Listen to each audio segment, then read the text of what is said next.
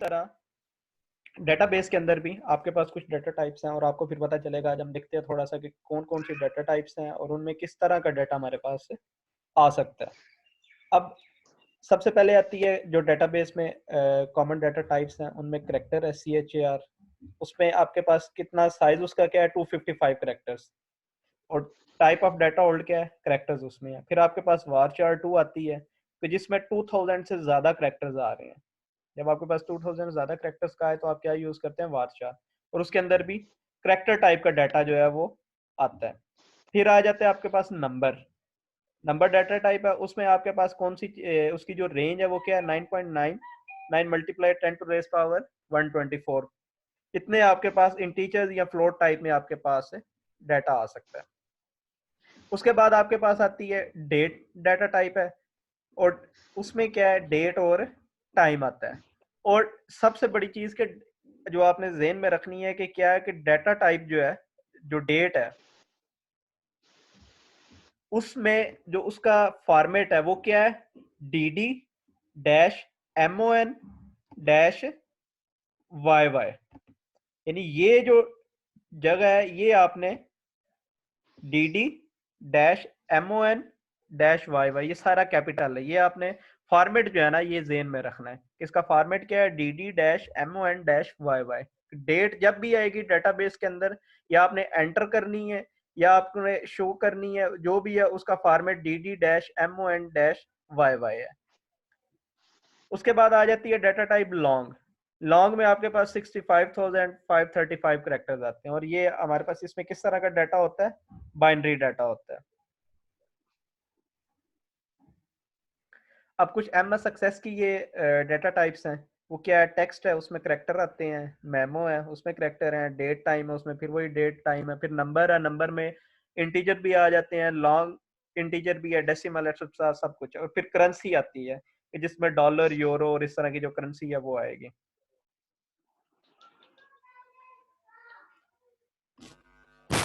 अब आपका थोड़ा सा प्रैक्टिकल वर्क स्टार्ट हो रही है। चीजें अब आपने ज़हन में रखनी है कि SQL क्या है, स्ट्रक्चर्ड क्वेरी लैंग्वेज क्या है। ANSI SQL is divided into 5 different sections। ANSI है अमेरिकन नेशनल स्टैंडर्ड इंस्टीट्यूट, के जो आपके डिफरेंट स्टैंडर्ड्स जो है ना वो आपके सेट करता है। उसमें अब जो आपकी डेटाबेस है उसको कौन डील कर रहा है, ANSI। जो आपके पास हर तरह से स्टैंडर्ड है, वो चाहे जो भी आप प्लेटफॉर्म यूज करें, वो चाहे MongoDB यूज करें, वो Oracle 10G यूज करें, या कोई भी आप प्लेटफॉर्म उसका यूज करें, क्या होगा कि जो चीजें जो आपकी सब में कॉमन होनी चाहिए, वो ANSI जो है ना, American standard national standard institute है, वो सबकी जो है वो।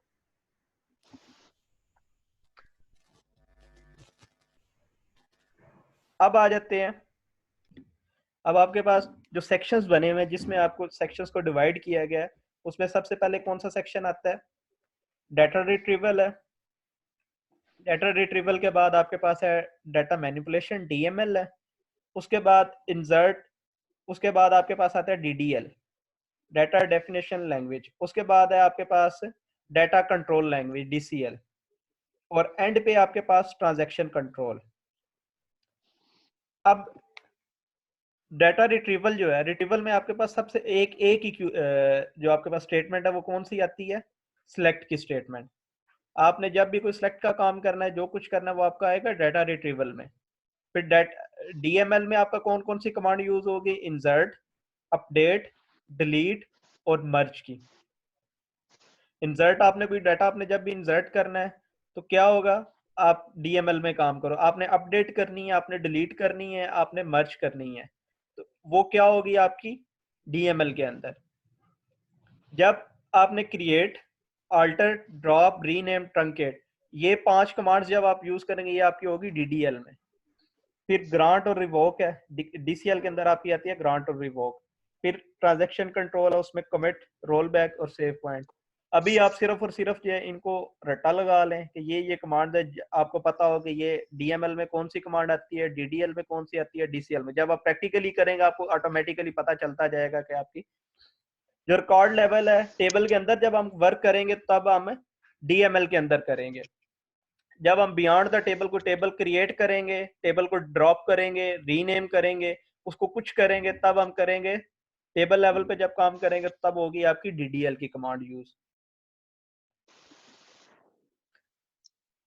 फिर PL/SQL क्या, आप जब आप SQL की एक एक्सटेंशन है PL/SQL, कि जब आप डिजाइनिंग फीचर्स के ऊपर काम करना चाहते हैं प्रोग्रामिंग लैंग्वेज के थ्रू, तब वो आपकी जो एक्सटेंशन यूज होगी वो कौन सी होगी, PL/SQL।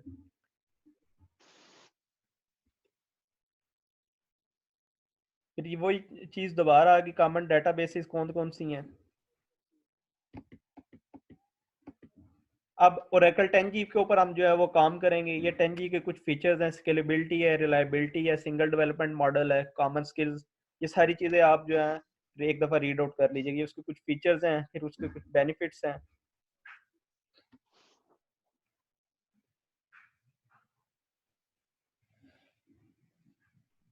ये आपके पास relational and object relational database management system है। इसमें आपको पता चल जाएगा कि इसमें क्या क्या है। Relational model and object relational model क्या है, user defined data types and objects, fully compatible with relational database है, support of multimedia and large objects है।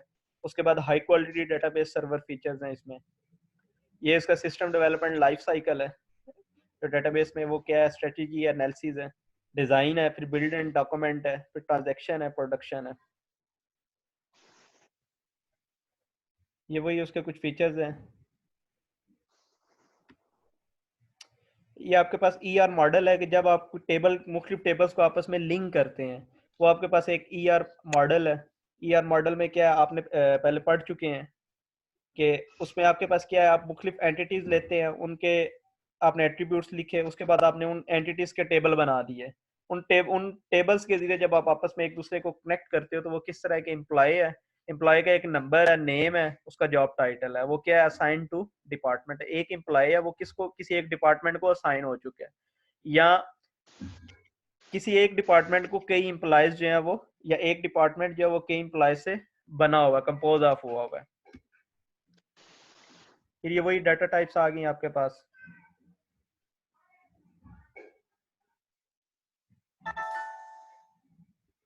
असल मेन चीज आपकी ये है कि आपके इस तरह के टेबल्स आपने बनाने हैं। उन टेबल्स को फिर आपस में आपने लिंक करना है कि इस एक एम्प्लॉय का टेबल है, ये डिपार्टमेंट का जॉब, इन सब को आपस में आपने किस तरह करना है। डेटाबेस आपकी इस तरह की बनी होगी कि जब भी आप रिकॉर्ड चेक करते हैं, जो कुछ करते हैं, वो आपको इस तरह का आपको शो ऑफ हो जाता है।